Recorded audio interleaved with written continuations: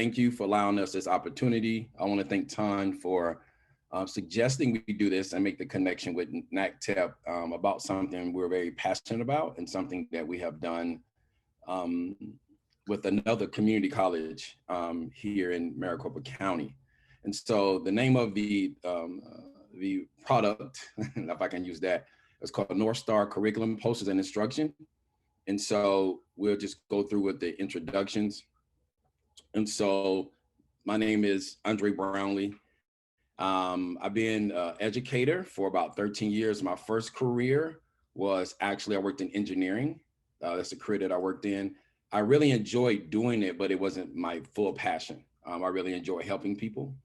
And so I left a very comfortable job working at Honeywell, making pretty decent money, and left and became a teacher. I went from making, I remember, $55,000 the first year to $22,000 the next year. So it was a sobering effect in switching careers. And so this is just a couple of things in my bio, some presentation publications that I've done, organizations and clubs. I'm an advisor with Ed Rising. Ton and myself will be going to Washington, D.C., representing Mesa Community College for Ed Rising, and we'll be taking students with us and participating in a presentation on case studies. I belong to Diversity Leadership Alliance Education Committee, where I participate in bringing in speakers to speak on controversial topics. And these are a couple of awards that I've won. Social Justice Award at Edinburgh University. I won the Nice Out Award for my expertise and fervor within student affairs, because I worked in student affairs for about 2.5 years. Then I won the Diversity Advisory Council Award in 2021. So I'm gonna turn it over to Daniel. All right, is my audio okay? Yes. All right. Again, as Dr. Brownlee said, I want to definitely thank everyone. Sorry, I want to thank NACTEP and everyone involved in bringing us here today. As it said, to all my Maricopa family that's here, we're enjoying our last day of, it's a unique way to enjoy our last day of spring break, or at least for the week anyways. Again, Daniel Meter, I've been with Northern Arizona. I actually was employed with Northern Arizona University for a number of years, 3 different positions there. And then I've been with the community college, Maricopa, under the Estrella Mountain Community College banner for the last 20 years, and in 4 different positions, doing this work. Amongst other things. I've definitely been throughout student affairs. My goal is to cross over into the academic affairs side in a few more years once I get a little closer to retirement. Organizations, clubs that I've been with, you can see there, the Male Empowerment Network, which is a district-wide program that's ran on each campus, our Black Student Union, Student Success Academy, and other successful retention and cohort programs. Was a recipient of the Brian K. Tippett Social Justice Award, as well as the Diversity Advisory Committee Award of Excellence for 2021 also. So again, welcome and thank you for having us here today. All right, so what is the issue? A lot of us work at community colleges. So we interact with a lot of first generation college students, and they bring a lot of previous knowledge with them that is typically informal in ways it's not included in the textbooks. But the adversity, the grit, the tenacity that they bring to the community college is often not respected or included within the curriculum itself on both sides of the campuses. Academic affairs and also student affairs. So some of these adversities come in the form of racism, sexism, poverty, underfunded schools, lack of advanced placement, and dual enrollment classes. But more than anything, first generation students bring with them new perspectives that should benefit the greater academic community. So when I speak with my students, I always tell them that worldviews, everybody brings a different worldview based on their experience. So they have their own proclivities, they have their own biases, but these things are not always bad. So the question that we kind of started was kind of frame what we're doing, our student and academic affairs. I think within campuses, there's a bifurcation of the two. Student affairs kind of do their own thing, academic affairs kind of do their own thing. And so the way me and Daniel met, and let me put this in context. So I left Edinburgh University teaching in the education studies. When I moved to Arizona, I couldn't find a job in my field of study. So I took a job working in academic affairs at EMCC. By having that lens of coming from teaching to that side, I noticed that this is a large chasm. And me and Daniel, we just clicked right away, and we just started putting our mind together and try to focus on retention, student support, and promoting culture. So this is a question that we ask: are student academic affairs prepared or understand and promote promote their worldview students that we're referring to? So where's the issue? The issue is when it comes to advisement through guided pathways, which we'll kind of elaborate on a little bit later. Students are not seeing themselves in the curriculum. And what we mean by curriculum is not just limited to what you see in the classroom. It's when they look on the website, they don't see people as themselves in relation to their career paths. That's what we said, sight and vision. So sight is you have this checklist of classes you need to take, but do you have the vision to see yourself completing that? And we realized that when you see someone that looks like you, that have done what you've done, then you have the vision, and you also have a game plan to do it. So at MCCCD, we follow what's called a learning college philosophy that promotes that learning occurs anywhere, any place, and any time. And so learning college philosophy designation is to make passionate connections to learning. And so what we realized, they were talking about learning in the sense of courses as far as getting credits, right? But they weren't making connection to representation of themselves. And the data tells us that when students make the connections between themselves and what they see in the curriculum, right, or what they see on campus, it makes it easier for them to pursue and also to completion of graduation, not just taking classes within themselves. So where and when can students see people within the major field of interest or career that they share the same cultural marker as them if the professor does not look like them, the professor refuses to make them curriculum relevant? So with students, with the professors, what we noticed, especially with the murder of George Floyd, Ahmaud Arbery, and Breonna Taylor, when we're having these difficult conversations and we start talking about diversifying curriculum, implementing social justice in the curriculum, they always hit it behind academic freedom. So these are just some data to show, the compare and contrast of faculty and K-12 teachers. So as we look on college campuses, as you can see, there's the dominant group of professors are white. Tom pointed out to me that I'm the only Black male professor in Maricopa County community colleges within education studies. There isn't a Black male within the 10 schools. And then we see on the K-12 side that majority of all teachers, are white, predominantly white female. When I worked at Edinburgh University, majority of all my teachers were pre-service teachers were white female from rural areas. And so they didn't want to go work in a Philadelphia or Pittsburgh or Erie. They want to go back to like cities like Oil City, Meadville, these small rural communities where they came from, because they have this phobia of working in these, inner city or urban schools. All right, Daniel.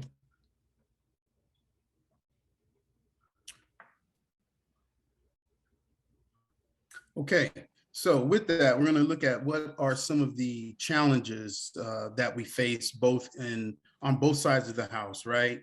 In terms of the academic affairs and the student affairs. With student affairs, you see things, you hear things like the guided pathways. It's in all of our community colleges, throughout the country. Maricopa has definitely been on that path for several years now. And, to be honest with you, in student affairs, we are still making adjustments. So, the implementation of guided pathways is definitely, something that each institution has to really assess where they are, the resources that they have, and how practical is it to fully implement guided pathways at scale, depending on the size of the college and other factors that I'll address here in a moment. Culturally relevant teaching, academic success, retention, and persistence success, we know is connected to how students are being engaged, both in the classroom as well as in student affairs. A lot of times, I think some of my colleagues on the academic side often forget how how students from day one that they decide to come to our campus, the learning has to start at that moment, right? Students have to learn how to navigate. Our systems can be a gauge of a student's willpower and their ability to persist. And that's something that we as an institution are continually working on, especially in this environment, right? In Maricopa, we've actually taken off the mandatory orientation feature or lock, if you will, that was on our in each of the student centers for students, just because during the pandemic, having that as a mandatory, and with so many of our students being directed online, we found it was becoming more of a hindrance for students to enroll than it was for us to have it still there. So it's interesting to see how our campuses are really making that adjustment in the midst of this other X factor called COVID. Faculty advisement has been a big piece that we're missing at Estrella Mountain Community College, that we really haven't mastered that piece of it yet. We're still, again, like I said, we are making changes on the side of the advisement piece, but that other piece of really including and weaving in faculty as actually participating in the advisement, we really haven't gotten there yet. And then, so as we get to student affairs and advisement, go to the next slide. With guided pathways and student affairs and advisement, again, some of those other challenges that we've been seeing, students need to choose a pathway at the very beginning, right? We want them to, choose one of these pathways. One of the things that we've done in Maricopa and at our campus was definitely, we took away undecided as an option on the list of majors, right? So I think a lot of students have been surprised when they've looked at the list of majors and pathways, and they see, okay, undecided isn't on there. And immediately our conversation goes to, let's talk a little bit about why are we here, right? And what pathway do you need to be on? Another challenge that we've seen is supporting students to take those critical courses at the beginning of their academic career, right? Within that first semester, definitely that first year, let's not avoid the math, whatever level that they're starting at. Let's not avoid the writing and the English, things like that. If we are a STEM major, let's start taking in some of those, the hard sciences, right? Another obstacle that we've seen or challenge on the student affairs side is training faculty and staff, and then the staff to student ratio. Again, implementing guided pathways at scale. When we were pre-pandemic at Estrella, we were at the highest enrollment that we had been since the campus actually opened. But the number of advisors had relatively stayed the same, right? It hadn't grown proportionally with the population. Navigating the enrollment and onboarding process, as I mentioned earlier, can be overwhelming to some of our students. And we continue to look at that and monitor between what are some of our mandatories that we have to have in place, or that we said will be in place because for the success of the student. However, for some students, the process itself can be quite challenging. Next slide. All right, what are some of the obstacles or challenges that we've seen from the academic side? As Dr. Brownlee mentioned earlier, faculty members using academic freedom as a way to avoid addressing these marginalized populations that we that we know are on our campuses, number one, and number two, the data supports why we need to be focused on some of these populations, on these populations as well. Most faculty members may or may not have taught in the K through 12, so they don't have that broader experience of being that it takes to be at some of the elementary and middle school levels, even into the high school levels, of being having that exposure to some of these different populations. Most faculty members do not spend time in the community or the community where they work at, right? So being connected to that community where that school or institution is very important as well. And we've seen there's been some a disconnect there. Most faculty members have never been exposed to CRT or actually implemented it. And sometimes, as Dr. Brownlee mentioned earlier as well, when we start to have these conversations around diversity, equity, and inclusion, and you start thinking about, okay, how can I help by, what can I do in my classroom?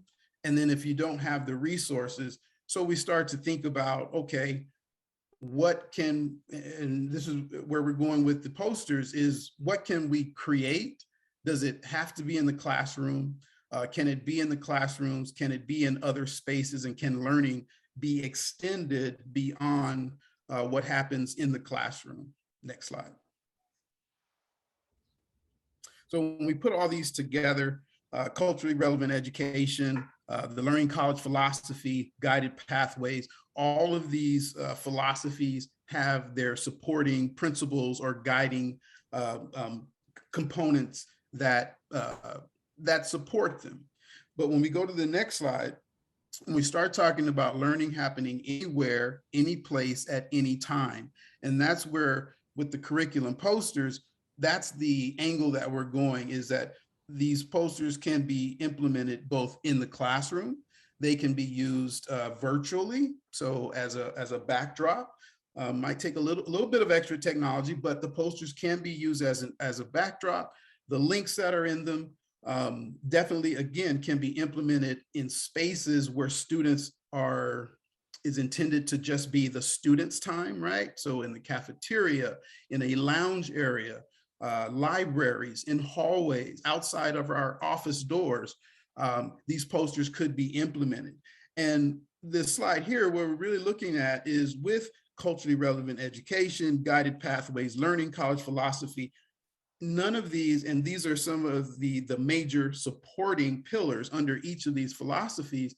However, none of them speak directly to how do we help students to see themselves in this curriculum, right? And how can we make that not just something that's static, but it's also something that is interactive and engaging. All right, and so I did some research and I looked at a series of community colleges from the East Coast to the West Coast. And we were looking at these common spaces that students share, right? As they're transitioning from the parking lot to their classes, to the bookstore, to the cafeteria. And what Daniel and I, when I was working in student affairs at Estrella Mount Community College, we had all this empty space on these walls, right? And so we start to say, if professors are going to use academic freedom as a way to keep, from updating their curriculum to meet the contemporary issues in society, one. Number two, if guided pathways is not going to require advisors to be trained in culturally relevant teaching, and so they can be aware of the student's background and backdrop and try to make the connections, right? Especially as I started off talking about first generation students, they come with so much positivity, and that we want to build upon that. And then learning college philosophy pretty much says, well, learning happens everywhere. So we begin to say, then if I can't learn about myself in the classroom, where can I do that? And so I look at all this space, all these learning opportunities that you have from the parking lot at South Puget Sound to Northampton Community College, as you're walking through getting your food, and you have your Founders Hall here at Owen Community College, that large wall. And that's when we begin to say, why can't we turn the walls into curriculum? And so we decided to come up with this North Star curriculum posters.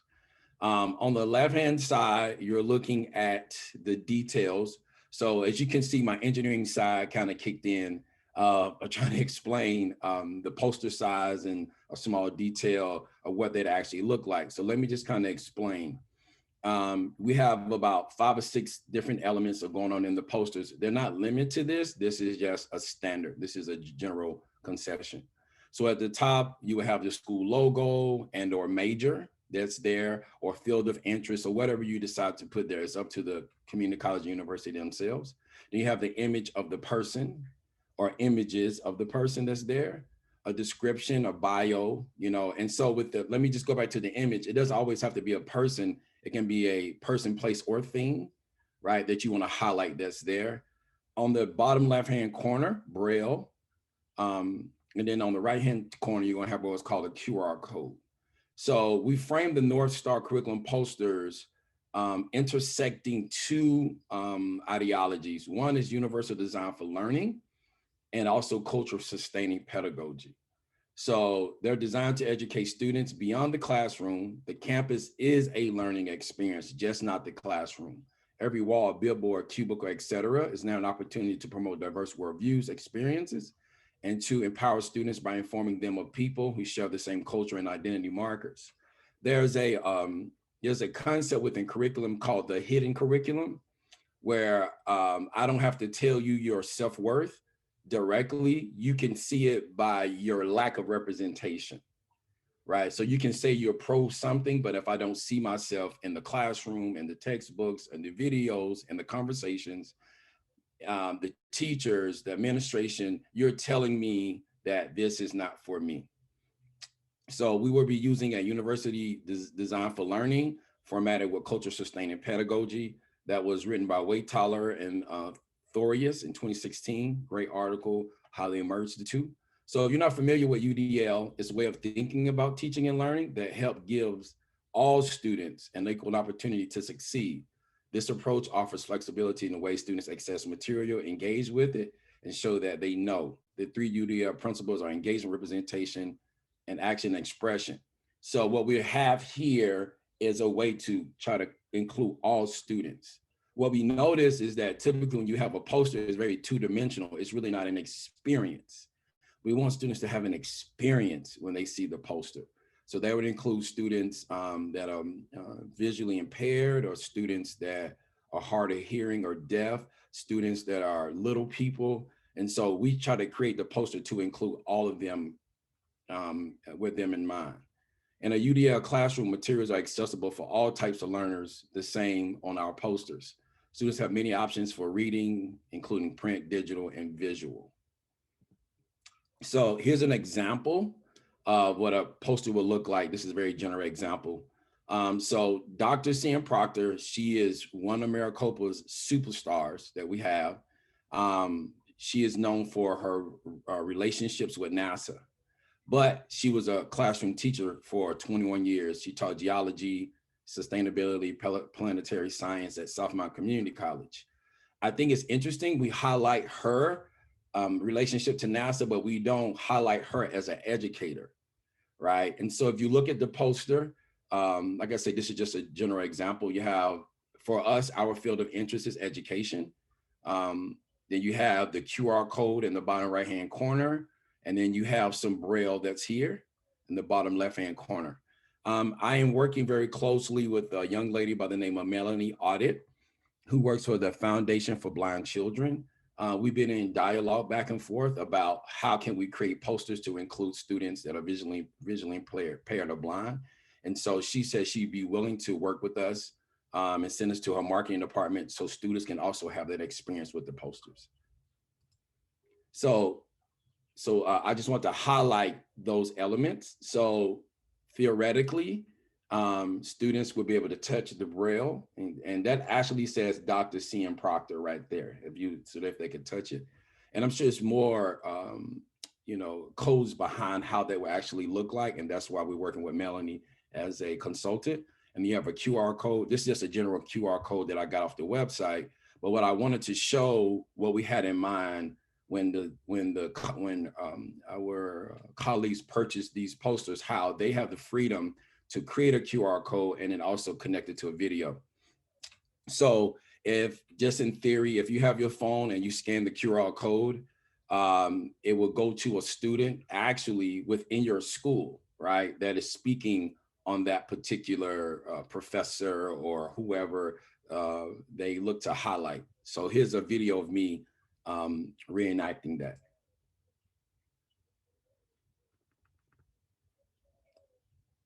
I am a second-year student at Mesa Community College, and I am studying secondary education with a focus on special education. And here today, I am here to highlight a great educator that's from the state of Arizona by the name of Dr. Cian Proctor. She's a geoscientist, explorer, space artist, and astronaut.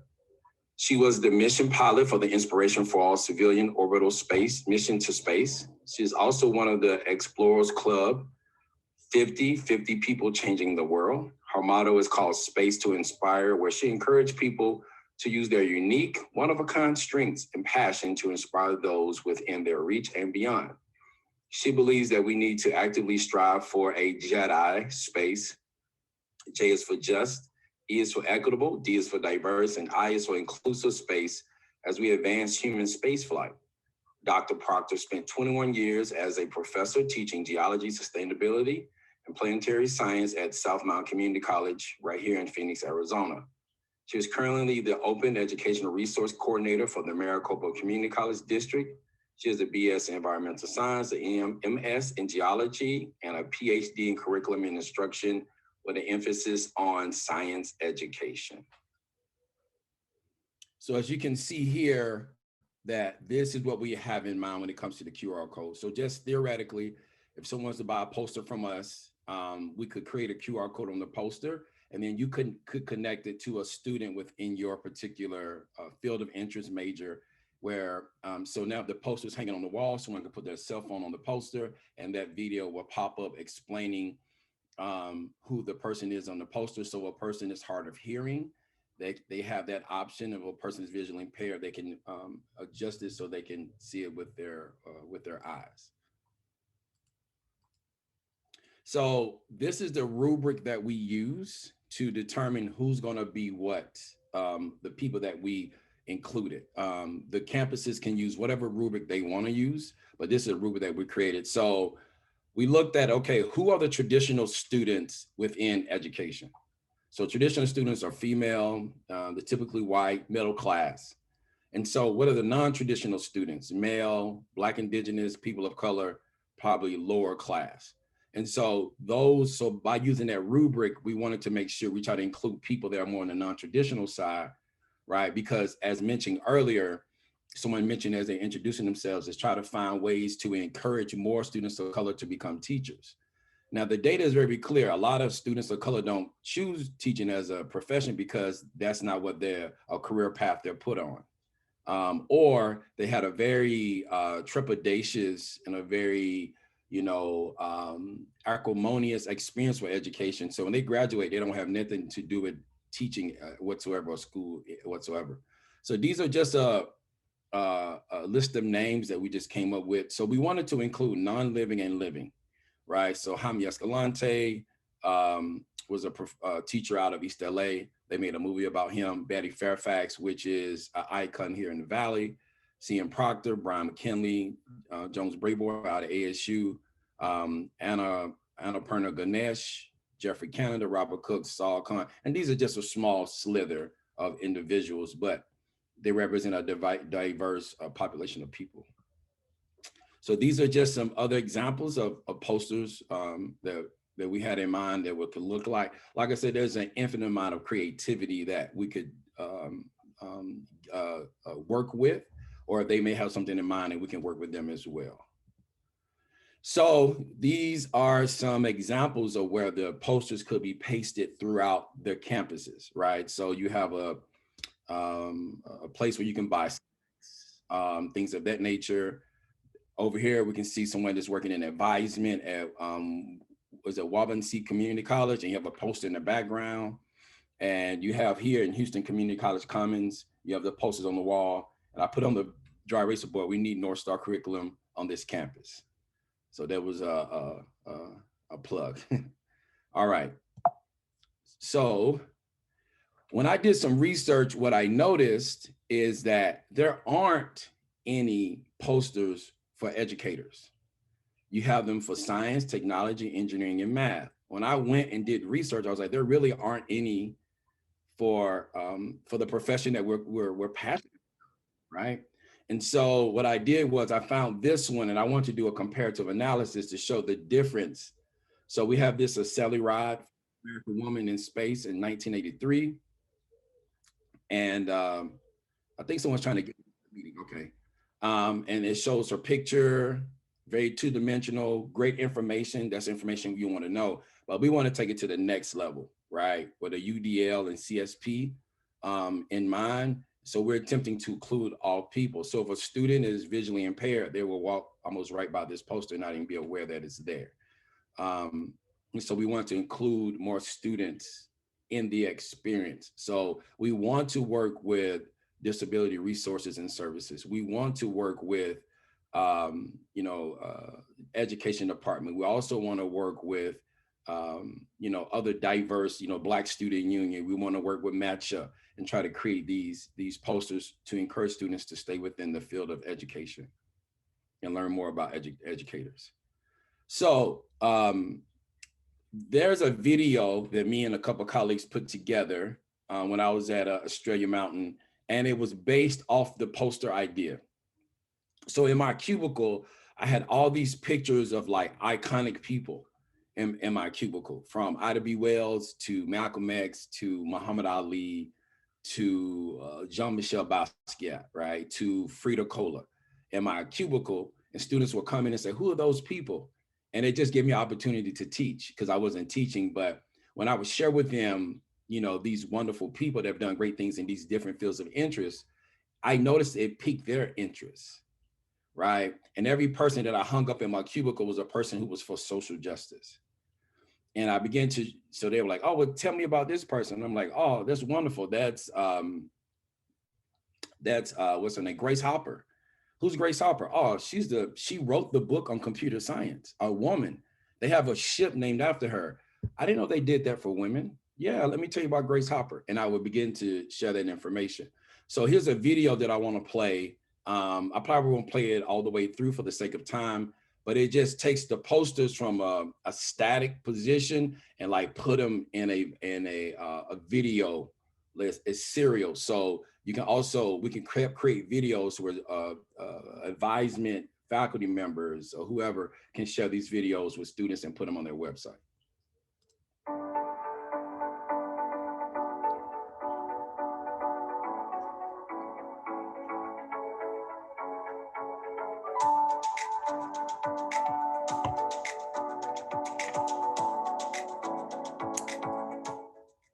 Here at Australia Mountain Community College, we are making a conscious and deliberate effort to diversify, empower, and promote inclusivity in our fields of interest and majors.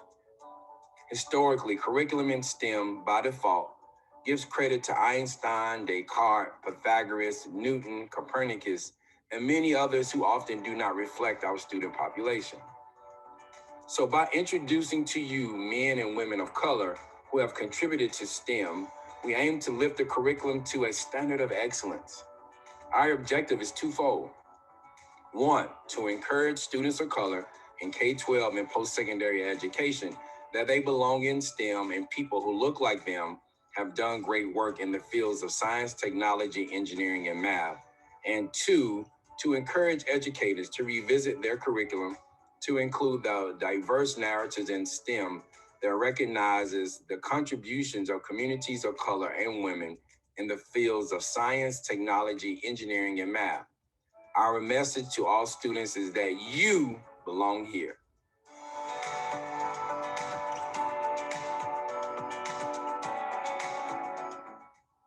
After graduating from medical school in 1949, Rena Winifred Rofia became the first Maori woman to become a doctor. By working as a psychiatrist in her home country of New Zealand, she was able to transform the lives of many with her compassionate and trailblazing work with mental illness and women's health. It was while working in a sugar beet field with his family near Stockton, California, that Jose was struck with inspiration upon learning that the first Mexican American had been chosen to travel into space. After studying electrical engineering at the University of the Pacific, Jose joined NASA in 2001. After 12 blistering attempts, he was selected as part of the STS-128 mission aboard the shuttle Discovery to finish construction of the International Space Station in 2009. In 1994, Lori Arvizo Alfred became the first Navajo woman to be a board-certified surgeon. This accomplishment did not come without its challenges, however. After receiving low grades in her math and chemistry courses early in her college career, Lori switched her major away from STEM. It was only after receiving encouragement from her colleagues while working as a research assistant that Alfred went back to school to pursue her passion for medicine. Today, Alfred continues to innovate and compassionately help her patients by combining modern medicine with traditional Navajo healing to create a comforting and holistic approach to the healing process. All right, so I'm going to pause it there for the sake of time because we do want to leave space for questions. But if you would like the link to the video, it's on YouTube, and I actually can put it into the chat, and you can watch it at your leisure. And feel free to share it with your campuses and your colleagues. And so, as we come to a close, we want to share that we don't want to just be limited to posters. We offer other things: lesson plan, calendars, smaller posters, bookmarks, things of that nature. But our posters are not limited to just college campuses. They can also be used in the workplace, library, K-12, and et cetera. We're just trying to make sure that this thing of education, that we're trying to change the approach, right? Or the narrative around this particular career that we have. I have students that constantly tell me their parents are telling them to leave education and go do something else. But it was like, this is what I love, right? And the money, yes, we know we don't get paid the greatest amount of money. We don't have the greatest kind of support, but the intrinsic value is priceless. And so I believe that's the end of our presentation. So these are our email addresses: logos.educationalservice@gmail.com. And for Daniel Meter, it's newwave64@yahoo.com. Thank you so very much. No problem. No problem. I would love, and before we take questions, just want to let everyone know that we will, once you share the link with us, Andre, we'll go ahead and have that on our website too, where we'll kind of do a little summary of today's talk. And if it's okay with you, we'll put your presentation up so they can access it as well with your contact information. So I'd like to open up the floor now for any questions for Daniel or Andre.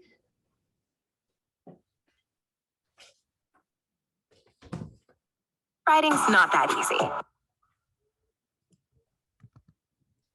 Well, I'm going to jump in about the comment about guided pathways. And, on your slide, you said the good, the bad, and the ugly. Yeah. I mean, as a college, we're trying to figure that out. And we're trying to say, okay, guided pathways can create a coherent, route. But at the same time, you're spot on that then students who start on the route later feel that they have barriers because they have the wrong classes. Or I'm just curious, tell me how to do it right. That's and particularly, I'll go back to particularly in my area in the West Coast, I have a very large bilingual teacher educator pathway with first-gen students who just some of the vernacular is off to them. And so that's an added complication. So how can I do guided pathways right, please? Well, if I had that, I think we'd all be a lot happier. Yeah. And I'd gladly share it with you. However, I do think the onboarding process is where it all starts. And sometimes we get so caught up in how do we onboarding these students, and we may have depending on your system or your college that you're in, there may be some mandatories that we've said this will be there, right, as a part of the onboarding or enrollment process. Yeah. So then how do we keep those in, but also throw in information and support that students need at that point in time, without overloading them with all this information, right? And then expecting them to execute and be successful at it. So I think that balancing act with what you have to and what you can and cannot live with as an institution, as a part of that onboarding process, and then start to thinking about what are some secondary opportunities, right?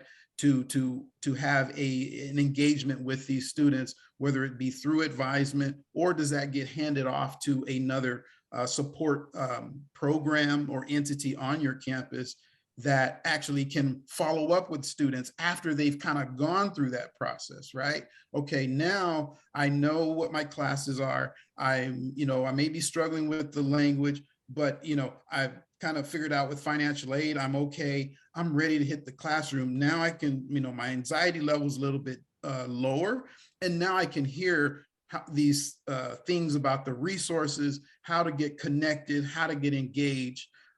Because you've navigated this monster that starts at the beginning. So I would just say, if you can control as much as you can that the onboarding process, to make that as not as challenging as it can be sometimes, I think it allows students to get to a state of openness where they're ready to absorb the importance of this other information of their particular pathway.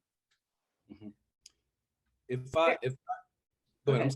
No, I just was going to say, fair enough. I mean, the onboarding is super complicated, and I don't have, in my quest for eternal control, I have not achieved that yet. And and if I could control advising and registration and admissions and financial aid, I might be crazy, but it might make life better. But yeah, you're right on. Yeah, Lewis, you were going to say something. Yes. So I think when we hire advisors and analysts, I think something that we assume is that they understand first generational students. Yeah. Right. And a lot of them, they don't.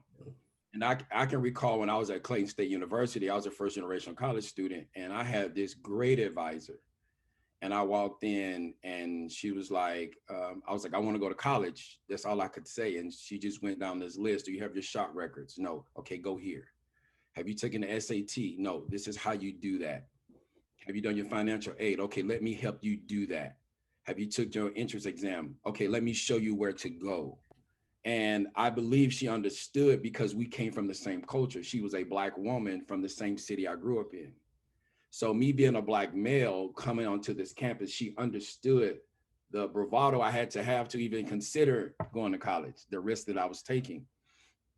If I would have did that at one of the Maricopa Community College, I don't think I would have went to school, right? And because I don't think they could make that connection. This is why we talk about cultural relevance is so important, even in student affairs, because you need to understand the population that you serve.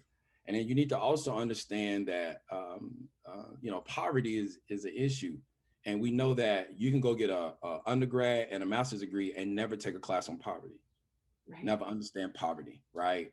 1 out of 4 Native Americans live below the poverty line. 1 out of 5 African Americans live below the poverty line, right? And so not understanding that, and so they come into this space, it's intimidating, these large walls and grandiose structures is very intimidating. You walk into this space, and thank God I run into a Daniel Meter, right? Who understands that, because he's a first generation college student who left, central west side of Phoenix, Arizona, and went to NAU and came back to the community that he came from. So I think a lot of times we forget, once we get the letters behind our names, that we feel this, special, but we forget where the students come from. And also we have non-traditional students that work at night. So they may not be able to come to advisement during the day. How are you going to serve those students? Right. And so all these things come into play. So Guided Pathways, I think, does a great job of having you choose a major and getting your credits, but they don't understand the cultural part of it. And so that has to be a training. So I feel like the culture relevant teaching conference you have in Baltimore should have academic advisors there, not just professors, right? I think they should be there as well to learn about those things, because just like in K-12 education, we hire pre-service teachers based on the their knowledge and content, knowledge of the content. We do the same thing in student affairs, right? You have to know this field of interest inside and out, not know the student. And I think that's where the disconnection happens. Thank you. Ton? I see your hand Well, up. Cecilia, I have to tell you, yeah, Cecilia, my goodness, you just made me laugh out loud and also choke on my coffee with the quest for eternal control. I love that. And I want to share, so Andre and I were at the American Association for Colleges of Teacher Education in New Orleans a couple of weeks ago. And one thing that he mentioned there was really prominent in one of the presentations that I went to.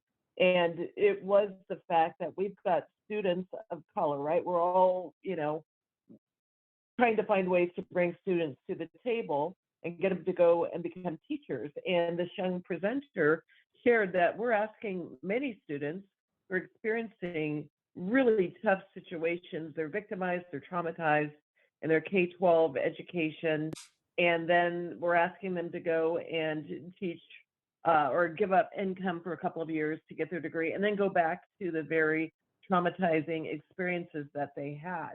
And so the idea of getting them to see positive representations of themselves subliminally on the walls to get those who don't have the time, leisure, inclination, or know-how to understand the contributions of so many diverse people to so many different fields of interest, I think is a great way to start changing that tide.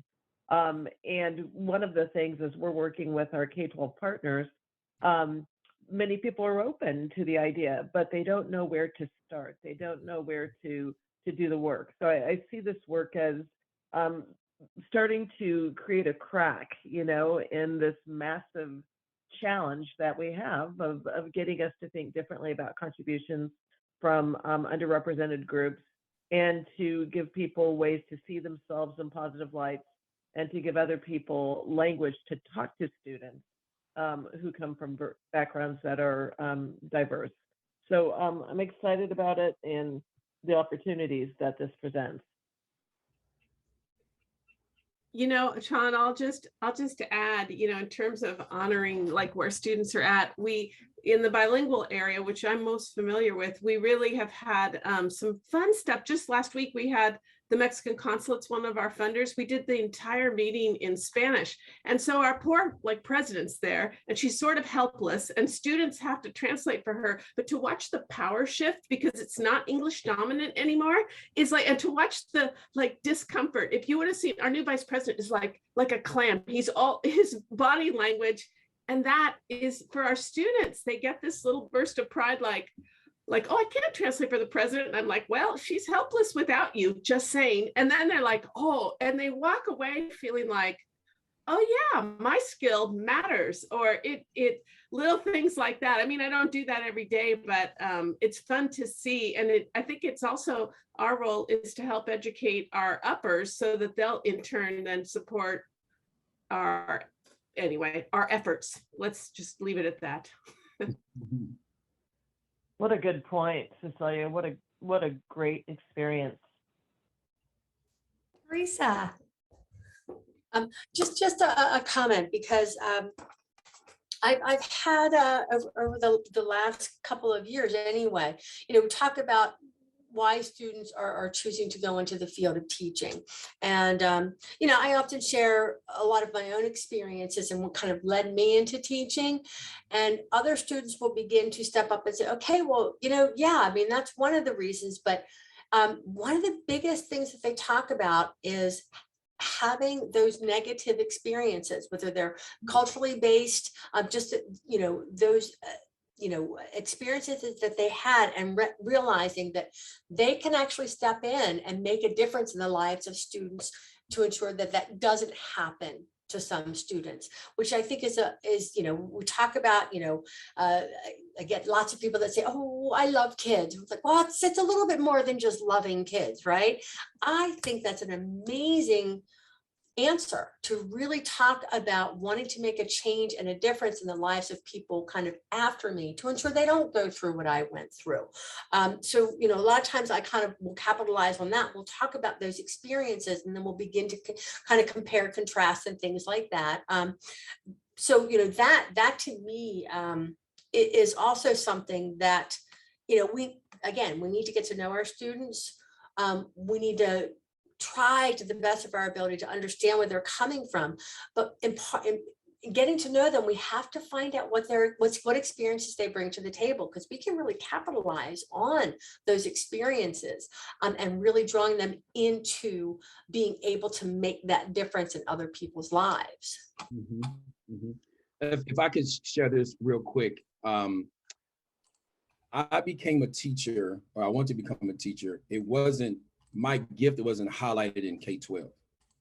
It was when I started to volunteer at my church that I realized I was good at teaching. That's when I realized, and I took this spiritual gift test. It was a 16 gifts. And the number one gift that popped up was teaching. So the K-12 system told me that I was a laborer at best. Interesting. Right, but it was in the church of people who look like me, talk like me, aware of my background, and said, "Hey, young man, you're good at that. You keep doing that. We're going to give you more responsibility. Here you go. Here you go. Here you go." And the old women would say, "Hey, baby, you a teacher, baby. Hey, sugar, you good at that, sugar." It was the reinforcement of that told me that I was a teacher. So when I went into those spaces, it was trepidation, but I knew that I had the gift, because you can't see it don't mean I shouldn't be it. So the problem is your problem, it's not my problem. So I almost became a teacher just out of spite. Right? Seriously, like I'm supposed to be here, and the system pretty much truncated me from this experience. So I left engineering and became a teacher. I think that's fabulous, you know, doing it in spite of what you've been told. And, you know, that took a lot of kind of gumption and, you know, a lot of bravery on your part to be able to do that. And I think that if we can make those connections, we can help other people to realize that as well.